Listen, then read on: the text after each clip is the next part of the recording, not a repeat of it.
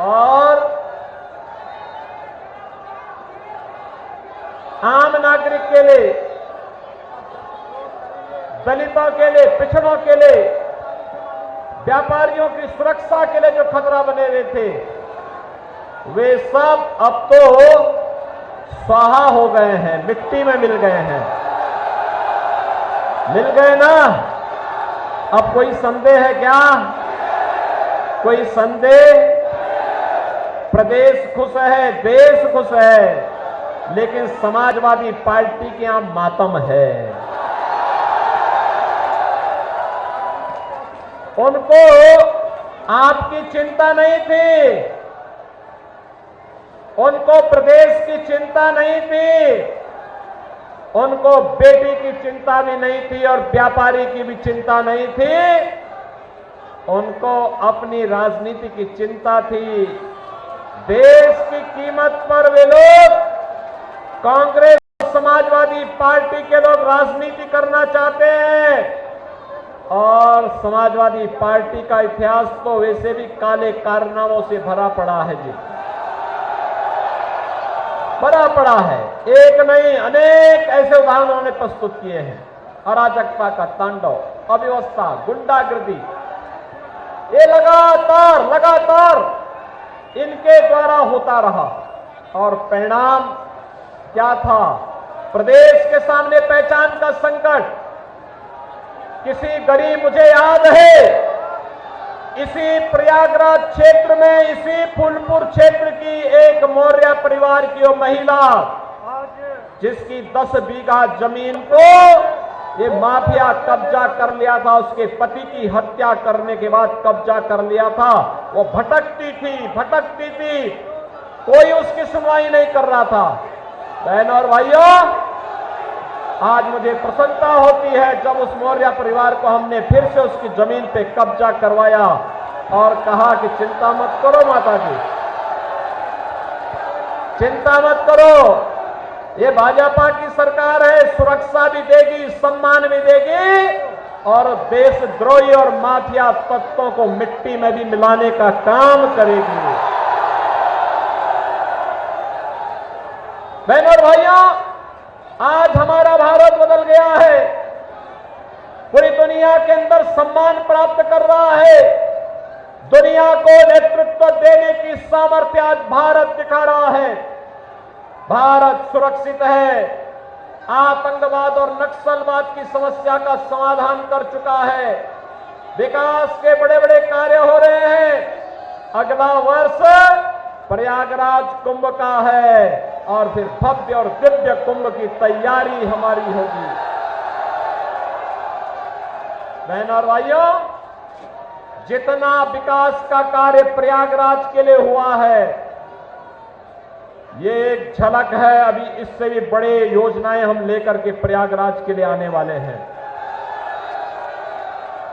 बहनों और भाइयों, गरीब कल्याणकारी योजनाएं जो ये माफिया और अपराधी डकार जाते थे, खा जाते थे, गरीब को राशन नहीं मिलता था, गरीब भूख से मरता था, स्वास्थ्य की सुविधा के अभाव में मरता था, गरीब को के हकों पर डकैती पड़ती थी, उसको मकान नहीं मिलता था। मकान, गरीब का मकान समाजवादी पार्टी के गुंडे हड़प जाते थे।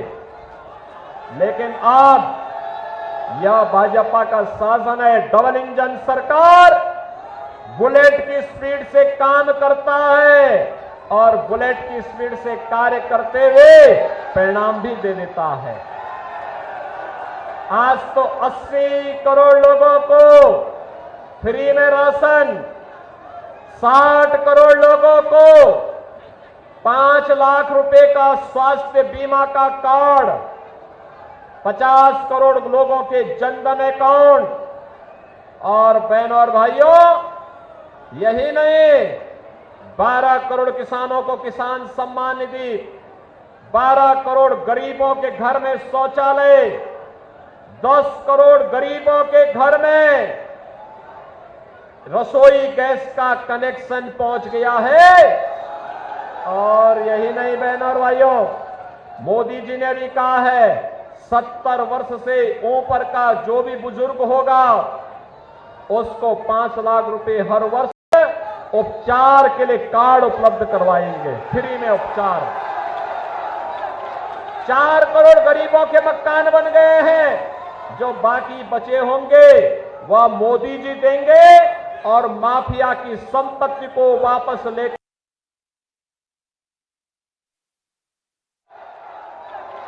4 करोड़ गरीबों के मकान बन गए हैं। जो बाकी बचे होंगे वह मोदी जी देंगे और माफिया की संपत्ति को वापस लेकर के गरीबों के मकान वहां पर भी बनाने का काम करेंगे। बहनों और भाइयों, विकास की यात्रा इसी प्रकार से आगे बढ़ती रहेगी। इसके लिए आज मैं आपके पास आया हूं। प्रवीण पटेल एक युवा और जुझारू विधायक है। भारतीय जनता पार्टी ने इसलिए सांसद प्रत्याशी के रूप में आपके बीच में उतारा है। मैं आपसे ये अपील करने के लिए आया हूं, एक कांग्रेस और सपा का जब भी गठबंधन होता है, ये 2 लड़कों की जोड़ी जब भी मिलती है तो बहनों और भाइयों कोई ना कोई अनर्थ करने के लिए होती है। याद करिए जब ये प्रदेश में सरकार में थे, एक केंद्र में सरकार में थी, तब अयोध्या में राम जन्मभूमि पर आतंकी हमला हुआ था, काशी में संकट मोचन मंदिर पर आतंकी हमला हुआ था, लखनऊ, वाराणसी और अयोध्या की कचहरियों पर हमला हुआ था। और अखिलेश यादव तो एक और राम भक्तों पर गोली चलाने का समर्थन करते हैं और दूसरी तरफ आतंकवादियों पर दायर मुकदमों को भी वापस लेते हैं। आप मुझे बताओ, आप में से कितने लोग हैं जो राम मंदिर का दर्शन करने के लिए गए थे? वाह भाई, पूरा सौराव और पूरा फूलपुर क्षेत्र तो दर्शन करके आ गया है। जो लोग बचे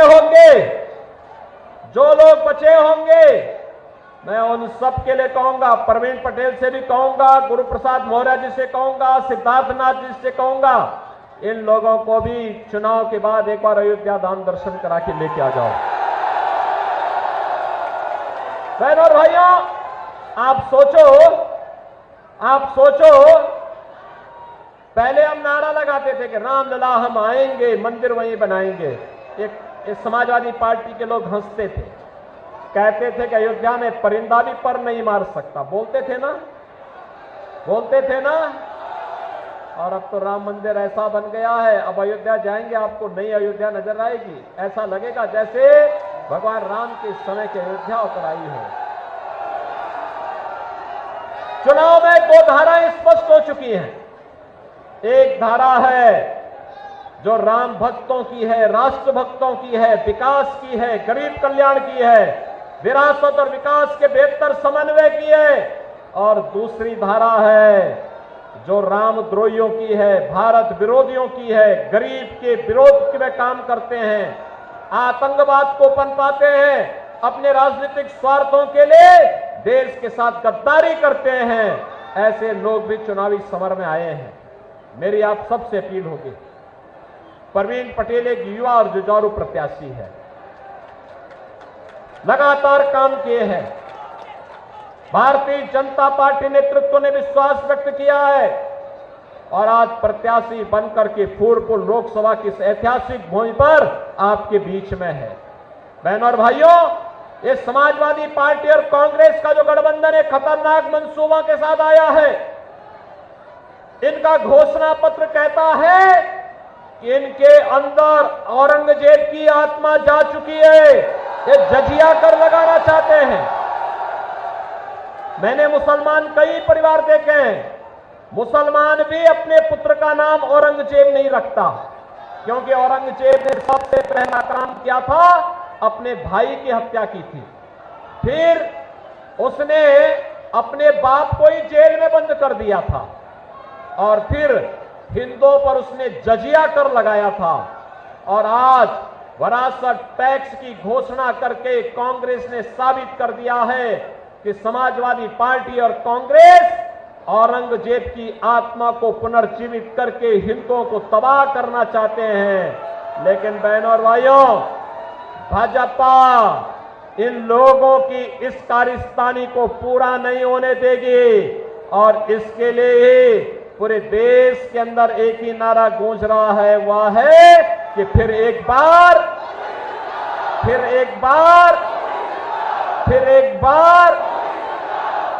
अब की बार जब 400 पार की बात करते हैं तो समाजवादी पार्टी के लोगों को तो चक्कर आने लगता है। कहते 400। अब मुझे बताओ, क्या समाजवादी पार्टी सरकार बनाएगी क्या? अरे कुल 62-63 सीट पर भी चुनाव नहीं लड़ रहे हैं और चुनाव जीतने के लिए चाहिए, सरकार बनाने के लिए चाहिए 273 सीट। तो क्या ये सरकार बना पाएंगे क्या? ये केवल ढोल बजाते रहेंगे, पीछे कुछ नहीं कर पाएंगे। तो सरकार तो ये वैसे भी नहीं बनाने वाले हैं। और दूसरा, जब 400 पार की बात होती है तो ये बोलते हैं कैसे? तो जनता की ओर से आवाज आती है, जो राम को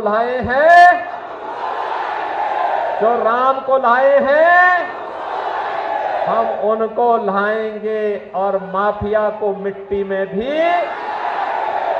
सहमत है? पूरा प्रयागराज सहमत है, पूरा फूलपुर सहमत है। सब लोग पीछे तक आवाज उठा करके हाथ ला के वजह आश्वस्त करो। सड़क की तरफ, सड़क से भी, ऊपर से भी, जहां कहीं आवाज जा रही है, सभी लोग सहमत हैं? प्रवीण पटेल इधर आओ भैया। ये प्रवीण पटेल आपके बीच में है प्रत्याशी बन करके। 5 दिन का समय है। इन 5 दिनों में 2 कार्य करने होंगे, आपको करेंगे। पहला कार्य, घर घर जाना है। हर व्यक्ति जो इस चुनावी सभा में आया है वह मोदी जी का संदेशा सुने। हर व्यक्ति 5-5 घर में जाकर के भाजपा के लिए कमल खिलाने का काम करेंगे। तो 5 दिन में 25 घर करेंगे। 5 दिन में 25 घर कवर करके कमल खिलाने के लिए, प्रवीण पटेल को जिताने के लिए कमल खिलाने का काम करेंगे ना? और छठे दिन चुनाव है। और छठे फेज का चुनाव है, ठीक है ना? उस दिन उन सभी 25 परिवारों को मतदान केंद्र तक ले जाने की व्यवस्था भी करेंगे। बहनों और भाइयों, आपका एक वोट भारत की तस्वीर और तकदीर को बनाएगा, जैसे मोदी जी ने 10 वर्ष में बनाया है। सहमत है ना? सहमत है? तो फिर मेरे साथ बोलेंगे, भारत माता की, भारत माता की, भारत माता की जय श्री राम, जय श्री राम, जय जय श्री राम।